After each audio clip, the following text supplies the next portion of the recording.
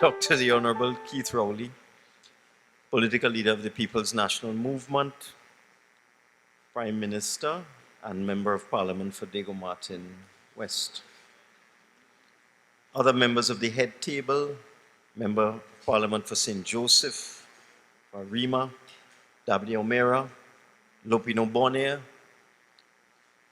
members of the PNM executive and leadership, local government representatives, my cabinet colleagues, members of the House of Representatives and the Senate, PNM members, the media, well-wishers, ladies and gentlemen. It's my pleasure to be here tonight. I'm going to speak primarily on two matters tonight. The first one is on the tremendous success of a recent government initiative, which you would have heard a lot about over the last 2 months or so, and that is the National Investment Fund bonds, or NIF bonds for short. But I need to give you some history on how we arrived at this place. When we got into government, early in the term, I was visited by shareholders of a company called CL Financial. And they came to talk to me about an agreement between the government and the CL Financial Group.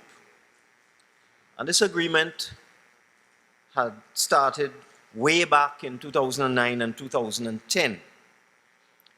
And in those days, when the CLICO group collapsed, and the government of the day, a PNM government, moved in to bail out CLICO because of the risk to the economy,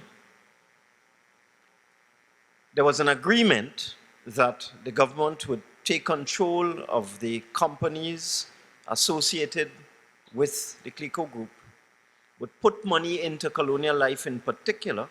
In fact, we put $5 billion in between 2009 and 2010, and that $5 billion we put into CLICO, Colonial Life in particular, was designed to assist the company to pay its policies, to make payments to its policyholders, to keep afloat. The PNM government also bailed out depositors of CLICO Investment Bank, or CIB. That was taken over by First Citizens Bank, and the vast majority of depositors, unless you had some issue, you were what was called a connected party, were given their deposits with CLICO Investment Bank in full by the PNM government.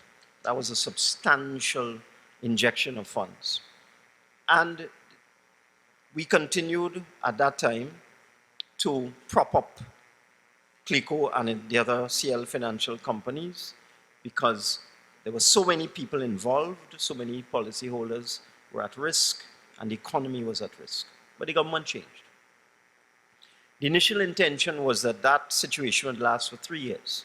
So the initial agreement was designed to expire in 3 years. Government change, and what happened instead is that when the 3 years were up, around 2012, instead of the problem being solved, the CLICO problem, the agreement was extended for a couple months because the problem had not been solved, despite what had been said by several UNC ministers of finance who had claimed they had solved the problem. Problem had not been solved. Problem was still there. So the agreement was extended and extended and extended. And when we came in, it had been extended 16 or 17 times from 2009 all the way up to 2015. But it was due to expire in 2016. And when it expired, the CL financial shareholders started to, I would say, dance a little bit. And the agreement was not extended. So we as a government found ourselves now exposed, because over this period of about 7 years, 8 years, successive governments had put a huge sum of money into CL Financial and Colonial Life and Clico Investment Bank. When we did the numbers, the count, we found that it was in excess of $23 billion of taxpayers' money that had gone into bailing out Clico and the Clico group of companies. So the agreement expired, and the CL shareholders told us they're not renewing it. And then they started to make attempts to take control of the company, which would have led to a situation where the entire $23 billion, or a substantial part of it, of taxpayers' funds would have been jumping up. They wanted to walk away with all the companies, and there was no guarantee they would repay the $23 billion. So we decided to do something that was unprecedented. We decided to put CL Financial into liquidation. And we did that in order to preserve and protect the people's money, the taxpayers' funds, the 23+ billion that had been put into this group. There were so many naysayers out there. They say we couldn't do it. They say it had never been done before, it couldn't be done, that we were not a guaranteed creditor, the government was not a secured creditor of Clico, and so on. But we persevered. We hired expert attorneys. We don't advise ourselves. That's one of the things you learn as government. Don't try to advise yourself, even how smart you think you are. So we hired good attorneys, good consultants. We worked together, myself and Minister Young, we worked together, and we were successful. The government was successful in putting CL Financial into liquidation, where it is right now. We had many court battles. It went to the High Court, the Court of Appeal, all the way to the Privy Council, and the government was successful throughout. So we preserved and protected taxpayers' funds.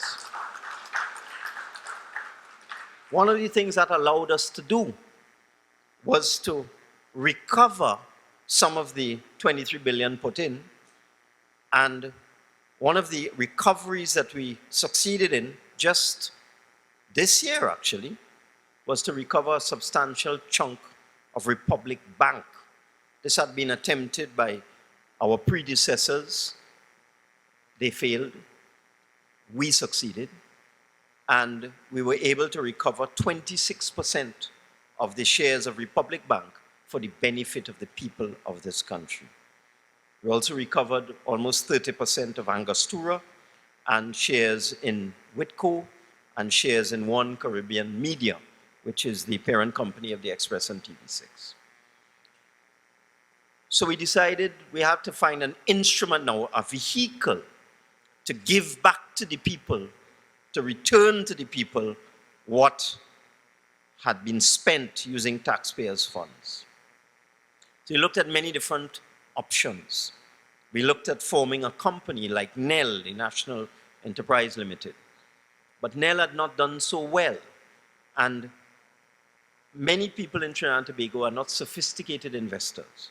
So we felt that the appetite was not there, and the risk might be too high with a company like NEL, which would depend on the success or failure of the companies that you would put into the asset base of an entity like that. So we said, let's not do that. Then we looked at creating a fund with units, similar to the Clico Investment Fund, which was set up by our predecessor government, but that also had not done so well. The units in the Clico Investment Fund, or CIF, had lost 20% of their value over the period when they were introduced by the previous government. So we thought to ourselves that creating a fund out of units, again, would have too much risk associated with it, and investors and individuals may not have the appetite for that level of risk. And we had another issue. Why were we doing all of this? Not only did we want to give back to the people, we are required to raise at least $4 billion in capital revenue to finance the 2017-2018 budget.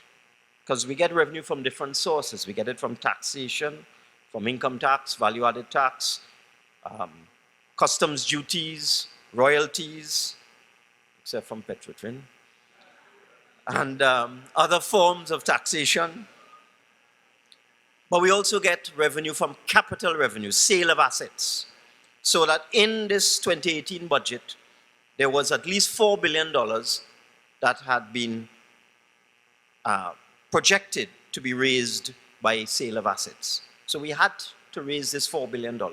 Otherwise, it would be very, very difficult to complete the financial year. I can tell you now that the government's overdraft, in the absence of this $4 billion in capital revenue, has been over 90% for the last month and was 95% last week. Let me tell you what that means. When the overdraft hits 95%, we have enough money to run the country for 3 days, to pay for health care, education, national security, all of those social service grants that Minister Coburn spoke about, old age pension and so on. Once we hit 95% with the overdraft, we can run the country for 3 days. But we have funds coming in all the time, but small amounts. So that it was absolutely critical that we raise this $4 billion in capital revenue through this instrument. So we thought about it and we said, look, we have a dual purpose here. We need to raise money to balance the budget, or to fund the budget is a better way of looking at it. And we want to give back to the population because a lot of people's money went into the CLICO bailout. So we came up with the NIF bonds. And let me tell you what's so good about the NIF bonds. We took all the risk out so that we decided to pay very attractive, very generous interest rates. And based on research, because we had a team of experts, again, we didn't advise ourselves.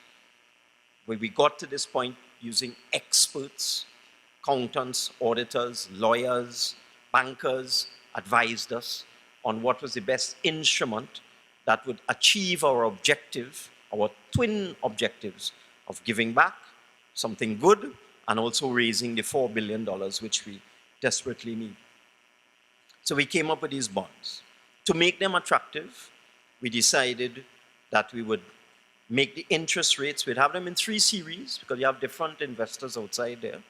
You have individuals, you have companies, you have institutions such as National Insurance Board, Unit Trust, you have people's organizations like credit unions, you have insurance companies, banks, and so on. So yeah, there's a wide array of potential investors outside there. So we decided to have 3 series, 5-year, 12-year, 20-year. And in each case, the interest goes up. So the interest on the 5-year bonds was fixed at 4.5%, which is 1% above the rate at which the government borrows money with a government sovereign guarantee, and 5 times what you would get in a bank if you had a deposit account. If you look at the Abercrombie account, for example, at FCB, you get about 0.8% from that. Other deposit accounts, you get 0.5%. Some of them, you get nothing at all. So that the 4.5% on the 5-year bonds is 5 times what you might get outside there from a normal investment. The 12-year, we put it at 5.7, 1% again above the government rate if we were borrowing money from the private sector for 12 years. And the 20-year, which is an innovation, it's not been done before in any significant way, we set that at 6.6%, again 1% above the government rate, the government guaranteed rate. And that is based on market research. We didn't do it by VAPs. So that you have risk disappears. You don't have to worry about if you buy shares like NEL, whether it will go up or down. You have a fixed guaranteed interest rate that is a very attractive and very generous interest rate. We then decided to give people comfort. So we took the companies that we had recovered from CLICO in particular, because Republic Bank came from Clico Investment Bank, and the other Angostura with co-OCM came from Colonial Life. We took those companies and we put them into a state enterprise, a special purpose state enterprise called the NIF Holding Company. And those are the assets that back the bonds.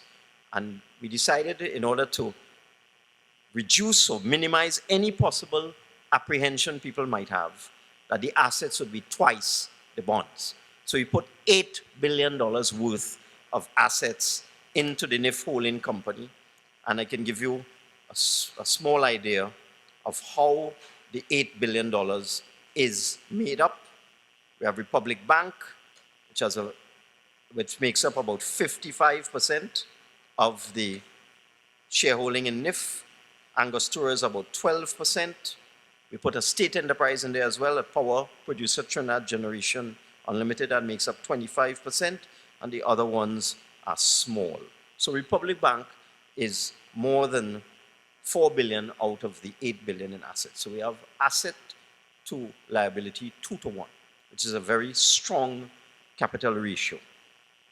We then decided for institutions like Unit Trust, NIB, who have a responsibility to safeguard the people's money, that we go and get a credit rating. And that is to give them additional comfort. So we went to an organization called CARICRIS, which is the Caribbean Credit Rating Agency. And we got a rating on the bonds, a AA rating, which is investment grade. So we were very, very careful about what we did. And in the prospectus, which we offered to the public, we made it clear that individuals, people, ordinary people, all sorts of people, people of every type, would get 100% of whatever they applied for, because this is for the people. And the other entities, the institutions and so on, would get a prorated amount depending on the success of the NIF at the end of the day. So we very carefully, over a 6-month period, designed in an instrument which, based on expert advice, was bound to succeed, because blue chip assets, blue chip companies whose value is hardly likely to reduce, like Republic Bank. Republic Bank's value is hardly likely to reduce. In fact, its share value has quadrupled over the last 20 years or so. And companies like Angostura and so on, these are blue chip companies. So we did everything that we possibly could to ensure that people's money would be safe and that they would get a very good return on their investment. And we did the additional rating for institutional investors and corporations. And this is what our opponents had to say about this very well designed arrangement. The leader of the opposition said it was a Ponzi scheme.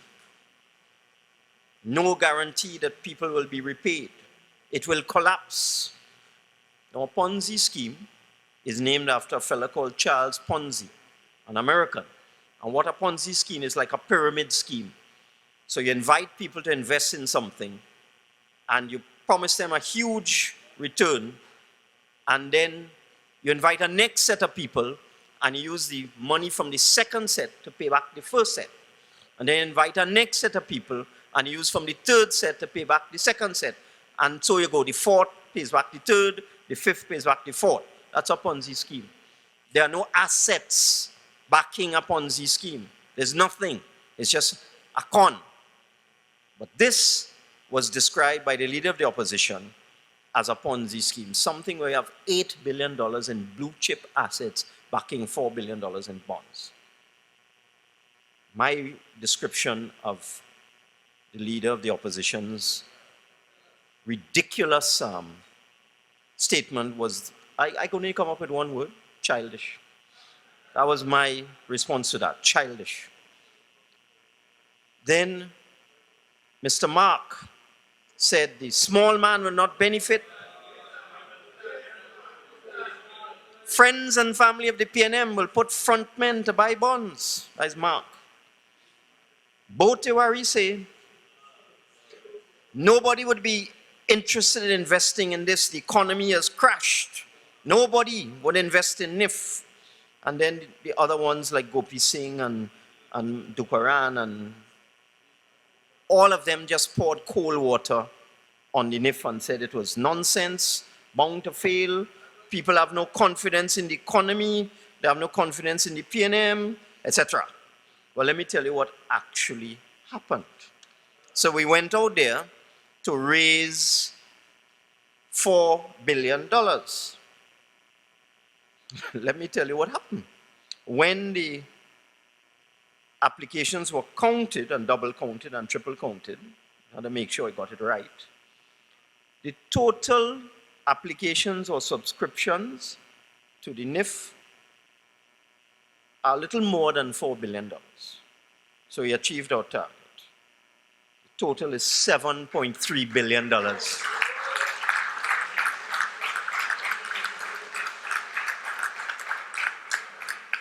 82% oversubscribed. And let me give you some breakdowns. In the 5-year, where we were looking for about 800 million, the applications are 2.1 billion. In the 12-year, where we were looking for between 800 million and 1.2 billion, the applications are 1.6 billion. But the shocker was the 20-year, because remember, if somebody is investing in something for 20 years, it means they have tremendous confidence in the asset and the instrument. We are looking for somewhere between 800 million and 2 billion. We got $3.5 billion in the 20-year.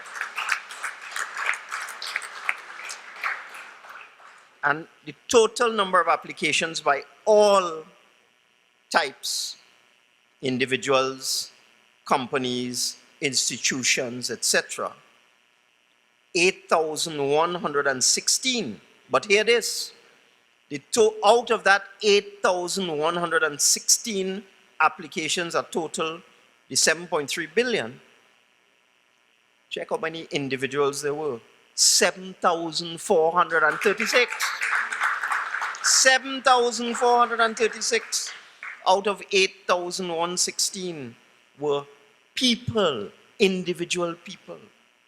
So the NIF has been a fantastic success. Fantastic.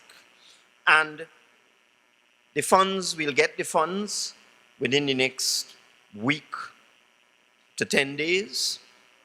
It will drop the overdraft from 95% probably down to about 50%. I haven't seen that for a long time.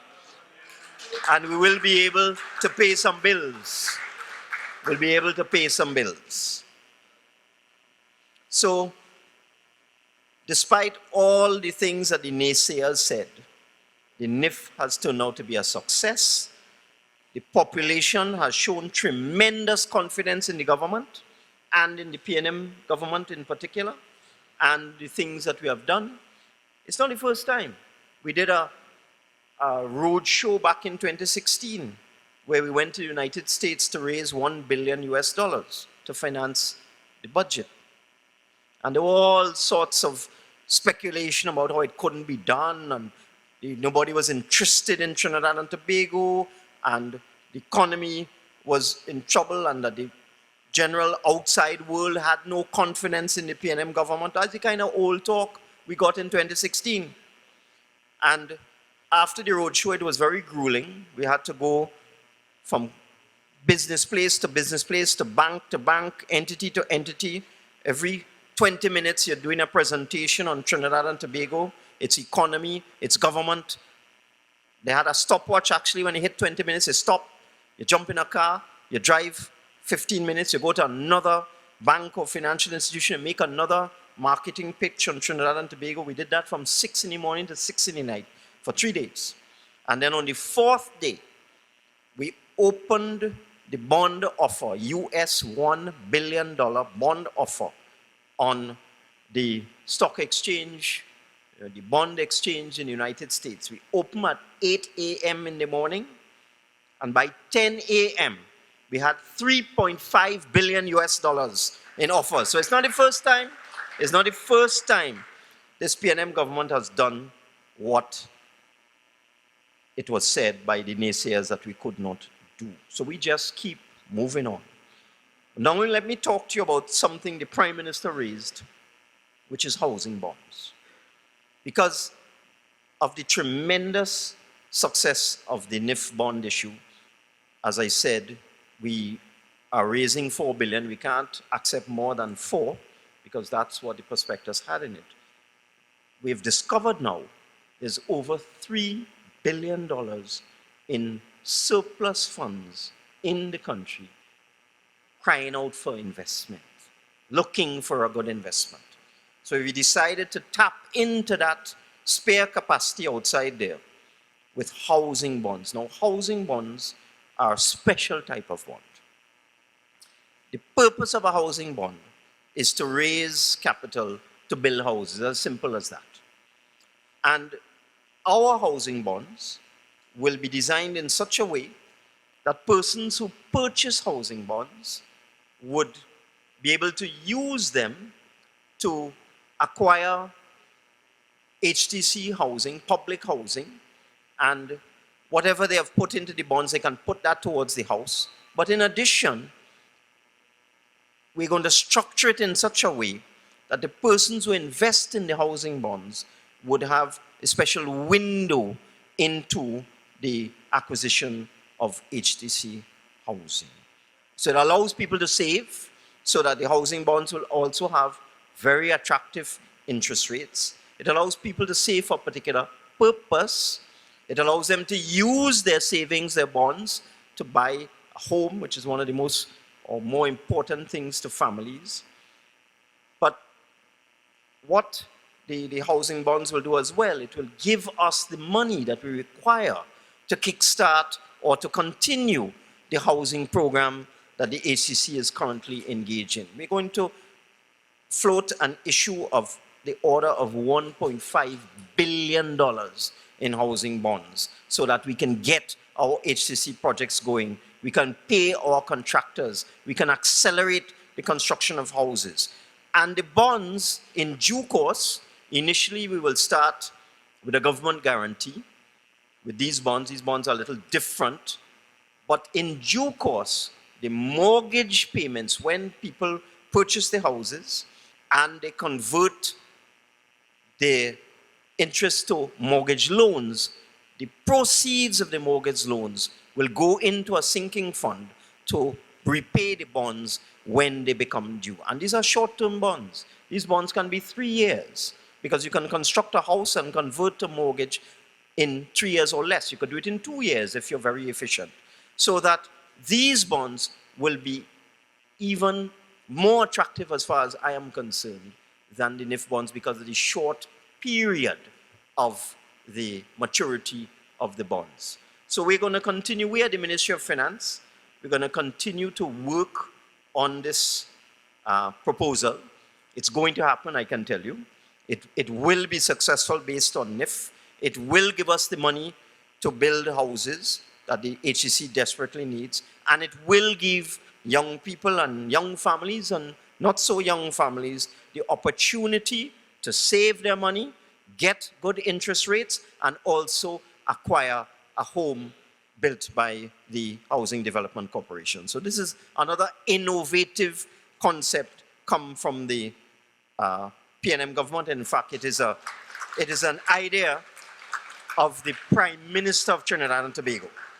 I wouldn't take credit for it at all. This is the Prime Minister's idea. It's a fantastic idea. It's done in many, many countries. And I think with this initiative, and we can use this initiative to do other things as we go along. But this will allow people to acquire property, to get returns on their investments, and to become owners. So, ladies and gentlemen, there's a lot of old talk out there about the government is incompetent.